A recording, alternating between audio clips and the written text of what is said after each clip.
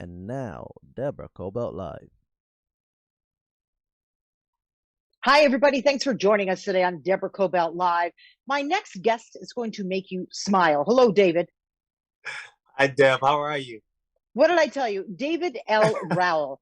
You are an actor, you are an activist, and you are a philanthropist. And most recently, you've been in the film Christmas in Carolina, available on Roku, Amazon, and Google Play. But I love your story. I love your foundation, which is, tell me what that is, because it's not DL, because your name is David L. The name of your foundation is DJ Rowell Foundation.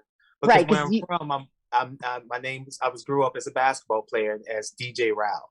And, being a kid that was easily influenced by basketball and celebrities, I just wanted to start a foundation that kids could follow behind. So it's entitled after the name where I'm from, a small town called Marion, South Carolina. And that's where they know me by as DJ Rowell. We may jump around a little bit because just before our show started, you started telling me about who inspired you as a young person. And you were also saying there's not a lot of folks out there who can be inspiring to young people, which is why when you got some notoriety of your own, you decided to jump in and do something that would inspire youth.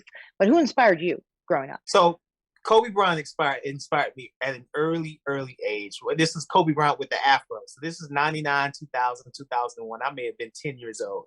I mean, just full of excitement and just pure joy. And, coming from a small town, Deb, as we were talking about earlier, there's just not a lot of access to people of huge influence, especially as children.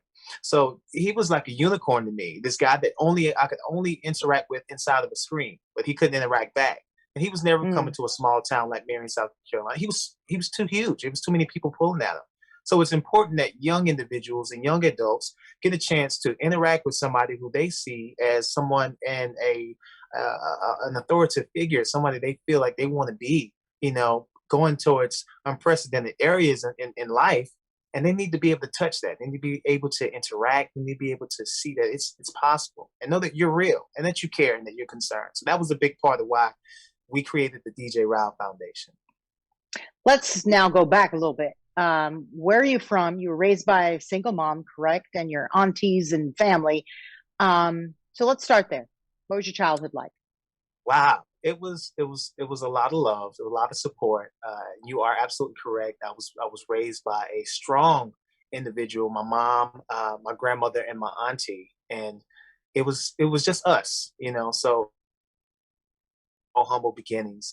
And it's there's something I wouldn't trade for the world. Those things are just, you look back and you appreciate those humble beginnings because they make you who you are and who you're going to become, because there's going to be other kids that you remind you of yourself that you want to bring up. So yeah, it was humble beginnings for sure. What was your dream? What did you want to do as a little kid? What's crazy is I wanted to be an actor. I wanted to be on television as a kid. But listen, wait a minute, Deb, because I want to say this first on the Deborah Kobylt show. Go ahead. I wanted to be Deborah Kobylt. However, I wanted to be her because I used to watch Oprah as a kid, like 5 or 6. I wanted to be you. I wanted to be Oprah. I wanted to be Steve. I wanted to be Ellen. Maybe not Montel Jordan. I'm just playing, but maybe a little bit. I love that. I wanted. So you wanted to be a talk show host, basically, or a reporter. Talk show host. I always was an entertainer. I always enjoyed seeing others smile. I always enjoyed giving people that escape. You never know what people are going through. And that one moment, that one interaction with you could be the moment that changes their lives or a moment that they'll never forget. So you always have to be on your game, right? Remember Michael Jordan used to say, he always gave his best because there was some kid that had never seen Michael Jordan play before. And it was somebody he could inspire. So even when he wanted to take the day off, he could not take the day off because it's just like Michael Jordan, but I've always felt this way too naturally. It's our job to continue to uphold inspiring others to go to the next level and inspire the next generation after us and after them. And it starts somewhere. It starts with us. So it's a huge responsibility.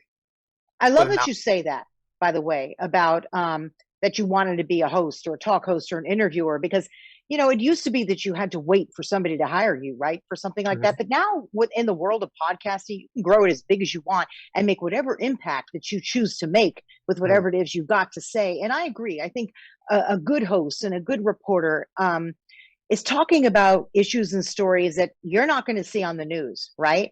So, and I love that that's what you wanted to do. And that's what you're doing. That is what you're doing here. That's what you're doing with your foundation, with your work, with all of it.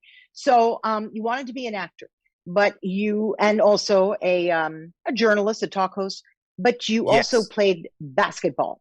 So tell me about those dreams in basketball, because this all sort of blends together. It right? all blends in together. It's quite an amazing and thrilling story for me because, of course, I wanted to do the talk show, and then I saw Space Jam and Soul Food and a few other films that inspired me as a kid. Same age, I wanted to be an actor too. I love making people feel things.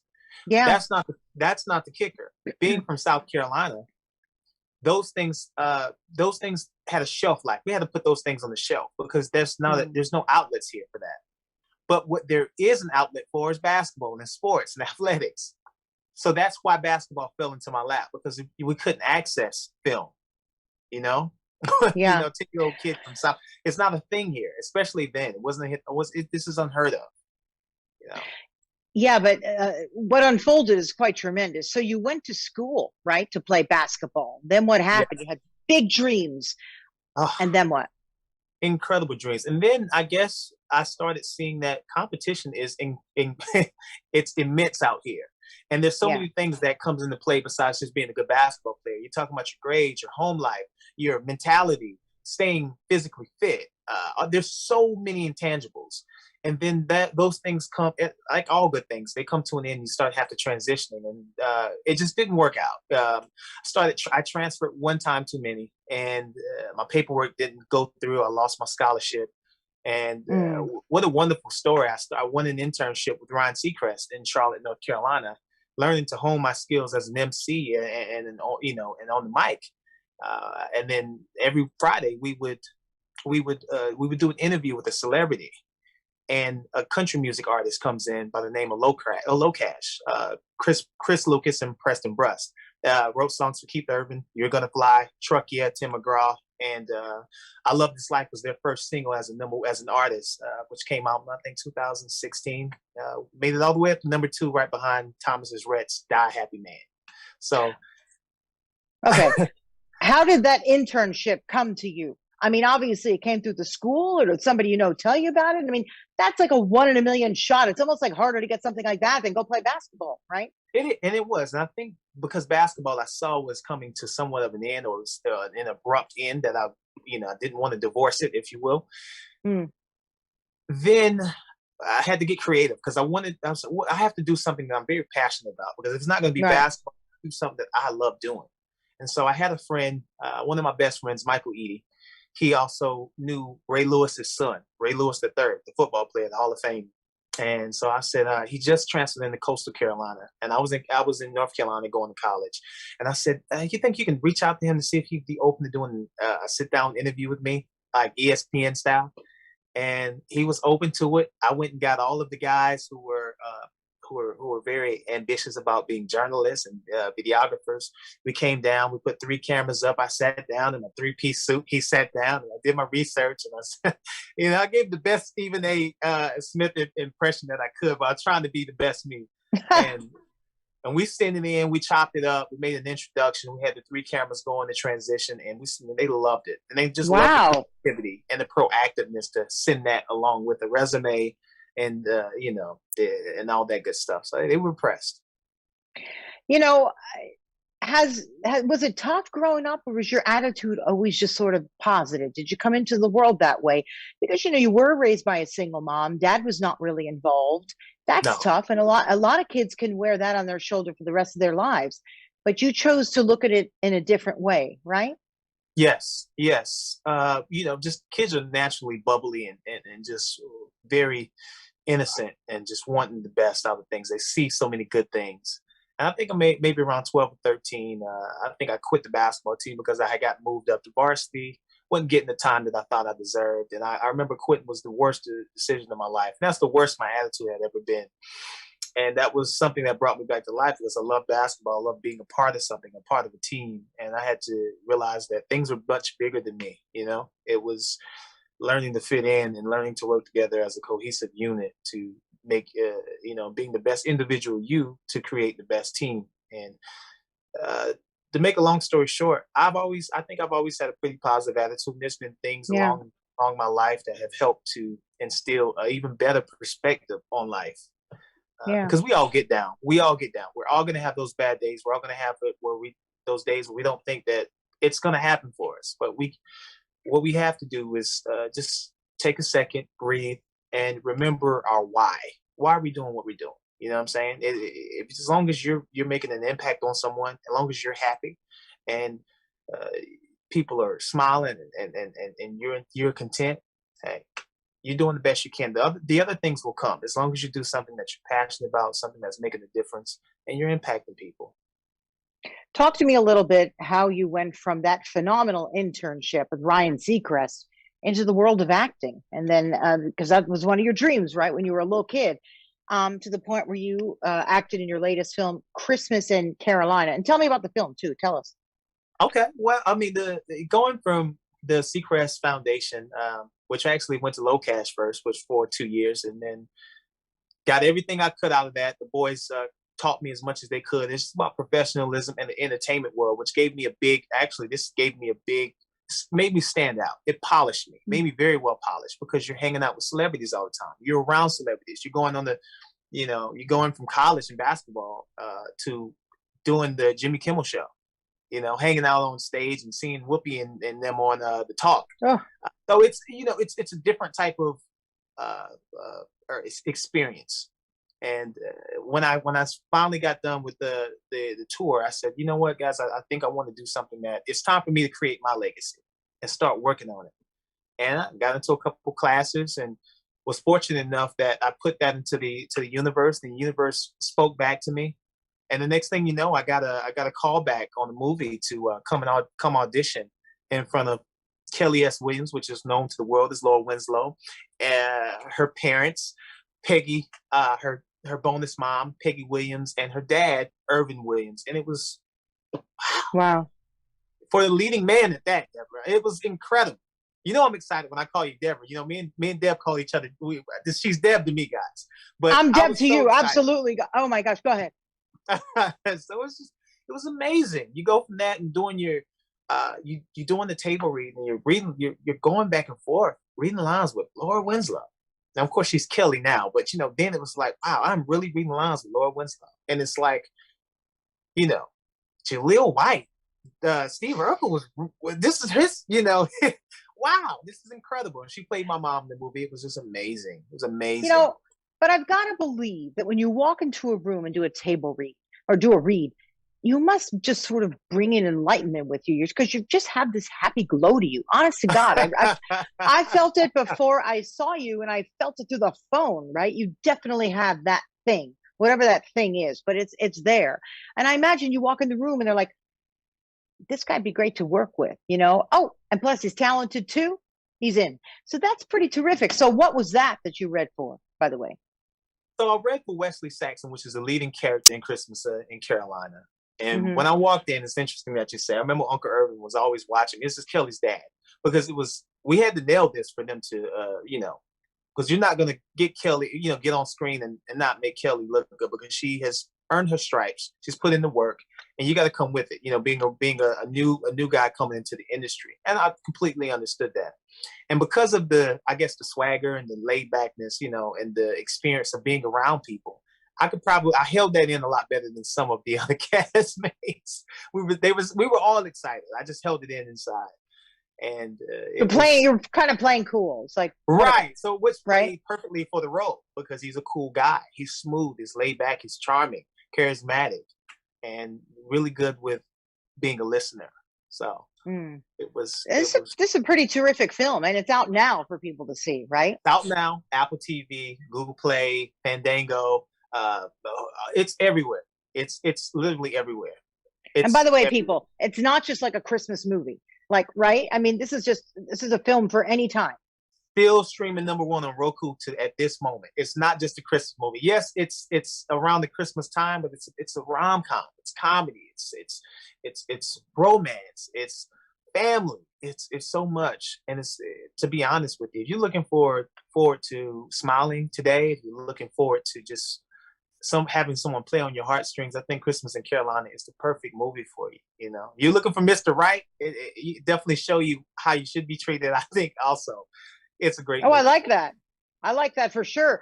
So talk to me about when you decided. You must have always had in your head that you wanted to form a foundation and what that would look like. Tell me a little bit about the DJ Foundation. And again, they called you DJ as a young person. That's why it's not DL, it's DJ. Okay. Right. So the DJ Rowell Foundation it was pretty much formulated because I've always been infatuated with influencers.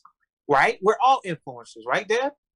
It just so happens that you're going to follow the influencer that you're in the brand or the style that you want to be in. Or, you know, if you like basketball, you're going to be influenced by basketball players. If you like cooking, you're going to be influenced by cookers. You know, I wanted to start something that I could be an influence in, that people could talk to me. You know, I wanted to help kids to tap into their passions early in life, to identify those passions early in life, and help them to convert those things into reality. Because the best thing we all hope, and I never thought I'd be this guy that says, you know, had I known this 10 years ago, I'd be here. But it's true. So why don't you do something with it? If had I done this 10 years ago, I'd be here, and give it to those guys before they're 10 years in. Make them do it now, and help them to, you know, expose this knowledge to them. You know, make them think about what they want to do. Make them think about what they're passionate about. So by the time they're 18 and 19, they're well established, they're well polished, and they're ready to tackle the world, right? Because, you know, you want to expose them to that. And I wish I had more exposure. I wish mentors. I wish I had a little more mentors. I wish kids understood their influence earlier, because there's so many people watching them, younger kids, and they don't take it serious. So I started that at 21. And I said, I want to be able to take advantage. 21. I want to take advantage of my popularity. I want to take advantage of my influence and lead people in the right direction for whatever it is they want to do. So then the foundation, how do they find you? How do kids find you? Are you in schools? How does that work? So we do speaking engagements, we do basketball camps. That's my give back, because, you know, I'm known as a basketball player, and everything we do is completely free. We don't charge. We do the backpack giveaway. We do a Thanksgiving drive. We do a Christmas drive. So we're all in the communities, and we spread from South Carolina to North Carolina, all the way up to New Jersey. So we're expanding. I'm expecting this thing to become the next Make-A-Wish. And when I interned with Ryan Seacrest, it was the children's hospital, you know, so kids who have open heart surgeries, cancers, kids who don't go home for Christmas, kids who don't go home for Thanksgiving. These kids are warriors. So that played on my heartstrings big too. So that was another reason I joined that internship, because you got to work with kids who are impressionable and need you. So I love that. And that's what I want to do. I want to help kids. I want to help them identify with themselves. I want to make them feel good and make them know that we're all concerned. We all care about you. You guys are important. The backpack giveaways, where did you give those away? So we gave them to the Levine Children's Hospital, where I got my start with Ryan Seacrest internship, in Charlotte, North Carolina. We gave them to McLeod's Children's Hospital, which was in Florence, South Carolina. And then we gave them to the Ronald McDonald House of the Carolinas in Greenville, South Carolina. And they partnered with Prisma Children's Hospital. And I'm not quite sure where Prisma is. I have to look that one up. But we got a chance to really spread some Christmas joy this year. And how do you raise your funds? Do you have sponsors as well who also sponsor your foundation? Or is it like boots to the ground and you go up and you going out and raising funds? Boots to the ground, sponsors, events. All of it. We do it. Everything. Anything to raise awareness, I'm going to do it. It just so happens that the more you grow at this point now in the stage, if I say, hey, we're doing a fundraiser, I don't really have to work it. I don't have to do as much, because I'm established in a way. You know, we've been around. People know where our hearts are. So we don't have to go as hard for it. So you're out there in your community and other communities talking with young people, but let's face it, it's been a hard year. And I'm not necessarily talking COVID. I'm talking about what's going on in the news, race relations, everything. And that's tough for young people and old people to sort of get through, right? And figure out, where do we all belong? How do you talk to young people about that? I would listen. Hmm. You know, I wouldn't go in telling them. Right. I want to break the ice and get to a comfortable environment in which they feel comfortable, because nobody's going to talk to you if they don't feel comfortable. So I find, a neutral ground to speak with somebody and allow them to talk to me with what's going on. And once I've established that connection and I've captivated their attention, now it's time to really get into it, because now they trust me. And so I'll raise, I will raise that topic and see what they feel about it, and let them tell me. And then I'll ask questions on why you feel that way. And then let's raise a different perspective on it. And that's important that you bring that up there, because when I was a basketball player as a kid, I remember I did this awesome play, gave a no-look pass, thought I was Magic Johnson. The guy missed a wide open layup. This was practice. And I was so upset. I was angry. And, how, I can't believe you missed that. And my coach pulled me to the side and he called me Slick. He said, Slick, you ever for a second think about that maybe he's trying his best, and he's doing the most he knows. He's that's it. That's what he has. And so sometimes I've raised that back to the question about how do you talk to these kids. Some of these kids are thinking at the highest capacity because of where they are in life, who they're surrounded around, who challenges their thinking. They don't have anybody to challenge their thinking. So what I would do is allow them to speak, hear them out, and then challenge them to think in a different perspective. So I love that you said you listen, because listening to young people or to anyone is everything, right? Because then you feel listened to, you feel respected. And you're right. When an adult comes in there with their point of view, and I've done that more than a few times, even with my own kids, they don't necessarily hear it. They need to hear themselves first, and you have to listen. And somehow you figured that out at a young age that most of us don't figure out until, years later. But if anybody gets anything out of this interview, and there's a lot, but listen, because I think that served you well, right? You listened to your coach. You probably listened to mom and auntie, and you heard what they had to say. And then you were able to form who David was going to be, right? Right. Absolutely. And, how can we learn anything if we don't listen, Yeah. I would be a bit skeptical if somebody came in just barking orders instead of listening. Where I stand, you have no idea where I'm at. You can't sell me something if you don't listen to what I need or my concern, right? So that's everything. That's everything. So tell us about there's a couple of other films that you've been working on. What are they, and when can we see them? How can we see them? So the latest film it should be out the next month and a half. When I got word a couple of days ago, and it's entitled Truth or Dare, and it's about a home invasion. It's very suspenseful. I think everybody's going to enjoy it. It follows a young man who hit a individual as a child or a teenager, and it caused a ripple effect. So the kid who was hit ended up passing away, but they had younger siblings who never forgot about it. And that causes for this very suspenseful home invasion and a holdup. And let's just see if we can survive the home invasion. So I'm very excited about it. I can't wait. And I'm excited for everybody to see this new side. Everybody's so used to Christmas in Carolina. That's all they're seeing right now. And Wesley is so far from Wesley. So I'm excited for everybody to get on board with it.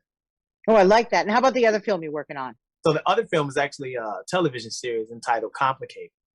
And it's exactly that. It's definitely not for my foundation, I'll tell you that. Oh no. you have to appreciate the arts of acting. This is well and beyond out there. It's good. It was good to test my range and to do something that others aren't expecting. Because right now, Deb, a lot of people they're calling them with the pretty boy role. Let's get them to steal the girl away. And I don't want to be stuck there. I want to do more than just steal the girl or be the guy next door and the all-American guy. I appreciate, I'm honored, but I like to show some range. Yeah, I suppose if you have to be typecast, it's not so bad. But I agree. An actor needs to show, right? It's not so bad. But an actor needs to show his or her range. I like that. That pin that you're wearing, can we talk about that? It's the first thing I noticed when we got you on the Zoom call before we even started the show. What is that? Who designed it? This pin is actually from my personal stylist, Randy Lee McKnight, and he operates his business Styled by Randy Lee, and he's absolutely amazing. People compliment me all the time. Even this tight suit jacket that I can't even move my arms in, Randy Lee McKnight did this thing, and he's always impeccable. When you see Christmas in Carolina, you see me in the all red suit. Randy Lee McKnight did it again. He's impeccable. I'm so proud of him. And oh my gosh, look at that photo of you. That is a gorgeous photo and a wonderful suit. If he styled you in that, I'm calling him myself. That's fantastic. Shout out is it Christian, right? Shout out to him. Is he showing the picture? Yeah, Christian, my engineer, he's showing the photo there. Yeah. Yeah, he's Randy Lee is awesome. He's awesome. So Styled by Randy Lee, this is his pen. You guys want to reach out and get your styling on. He's a great guy to reach out to. So we talked about your acting, we talked about your foundation. What would you like to add before I let you go? Also, how can people find you, your website and everything else? So my website is davidlrowell.com. If you're looking for the foundation, that's going to be djrowellfoundation.org. That's DJROWELL foundation.org. Instagram is going to be David L. Rowell. Facebook, David L. Rowell. And as far as what anything I could leave on is just maybe just some positive energy. I think people always want to know when you're an actor or in entertainment, people want to know how to get started. And I would say get started. Do your research and start moving. Just go. We spend too much time in thought, not enough time just reacting and getting after it. So I would say just go. You want to be an actor? Go act. You want to be a doctor? Go to school. Go and get into medical school. You want to, whatever you decide to do, just go ahead and start doing it. Don't wait. And get after it. If it's something that's in you, it's going to come out. If it's for you, it's going to happen. Have you reached out to Ryan Seacrest to let him know what an inspiration his foundation has been to you? You know what? I've gotta send something. We've been so busy, but we need to make that happen. We need to make that happen because this story is bizarre. Yeah, it's bizarre. It's sort of from being raised by a single mom and auntie to playing basketball to wanting to always be an actor, but you didn't really do that, and then you ended up in acting. But basically, it was through the Ryan Seacrest Foundation, and you come from a small town in South Carolina. Derek, did I get it right? And yes. It's a lot of twists and turns, and it's very interesting. And now to give back at such a young age, which is what's amazing to me. Not like you lived your life and thought, oh, it's time to get back. You're a young guy and you decided to get back, as you said yourself, like the age of 21. That's sort of remarkable. That's not the norm. And I appreciate you for it. A lot of other people do as well. I think it's beautiful. So thank you. Thank you. You always got me blushing over. I've been for about an hour. My cheeks are going to fall off talking to you. Yeah. I'm glad. That makes me happy. That makes me happy. Your smile is just very infectious. So thank you. Thank you so much for joining us. I really enjoyed our interview. Please look up the film. Please look up the foundation.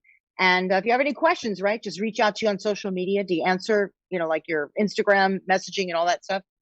Absolutely. Just reach out, guys. I talk back. I'm a real guy. If I've got time, I'll definitely say hello. And please check out the foundation because DJ Rowell Foundation, because if you like what he's doing, perhaps you can participate as well. I think that's very important. So thank you again for joining us, David.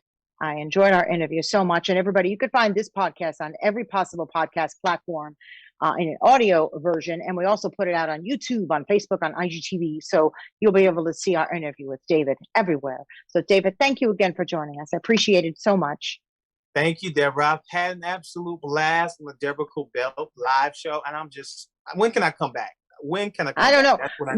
Now that COVID's starting to die down a little, when you make your way out here, I'd love to meet you in person. Because I know you will. Listen, a matcha, small, 3 pumps of vanilla, and I'm yours. You got it. You got it. And I'm sincere the way you are. So just text me when you're out here, and we will do that. So thank you, David, so much. You're delightful. So everybody, thanks for tuning in to Deborah Kobylt Live. Tell your friends about it. Like us, follow us.